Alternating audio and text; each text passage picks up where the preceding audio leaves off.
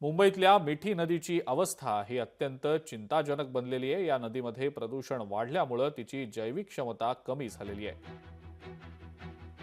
मिठी नदीमध्ये शेकडो टन गाळ, कचरा आणि प्लास्टिक पाहायला मिळतंय।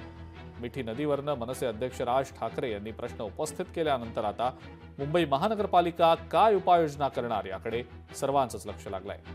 मिठी नदीच्या संदर्भातला हा आढावा आमचे प्रतिनिधी स्वप्नील जाधव यांनी घेतला, आपण पाहूया।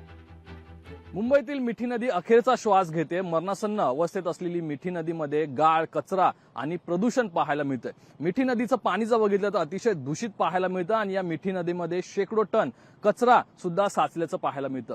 मुंबई महानगरपालिका दरवर्षी मिठी नदीमध्ये स्वच्छता करते, एकूण मिठी नदीला कचरा बाहेर काढण्याचा प्रयत्न करते। यासाठी शेकडो कोट्यावधी खर्च करण्यात येतो, मात्र पुन्हा नव्याने तेवढाच कचरा या मिठी नदीच्या पात्रामध्ये पाहायला मिळतो। तसेच मिठी नदीच्या आजूबाजूला असलेली वस्ती, यातून येणारं सांडपाणी, रासायनिक पदार्थ आणि यामुळेच मिठी नदीमध्ये प्रदूषण आहे ते दिवसेंदिवस वाढत चाललेलं आहे। तसेच मिठी नदीवरती होत असलेलं अतिक्रमण हा सुद्धा एक वादाचा भोवऱ्यात अडकलेला विषय आहे। मात्र काल मनसे अध्यक्ष राज ठाकरे यांनी त्यांच्या गुढीपाडवा मेळाव्यातून मिठी नदीच्या या अवस्थेवरती प्रश्न उपस्थित केला होता आणि यानंतर मुंबई महानगरपालिका असेल, राज्यकर्ते असतील, यांच्यावरती सुद्धा निशाणा साधला होता। मात्र जर मिठी नदीची पुन्हा पुनरुज्जीवित करायची असेल, मिठी नदी सुरक्षित करायची असेल तर या मिठी नदीच्या आजूबाजू असलेली वस्ती काढावी लागेल, असं सुद्धा राज ठाकरे यांनी सुचवलेलं आहे। मात्र मुंबई महानगरपालिका आता या मिठी नदीचं गाळ आणि या मिठी नदीमध्ये पुन्हा प्रदूषण होऊ नये यासाठी काय उपाययोजना करते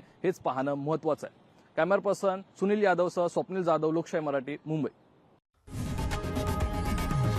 लोकशाही मराठी ऐका, पहा, जागरूक रहा।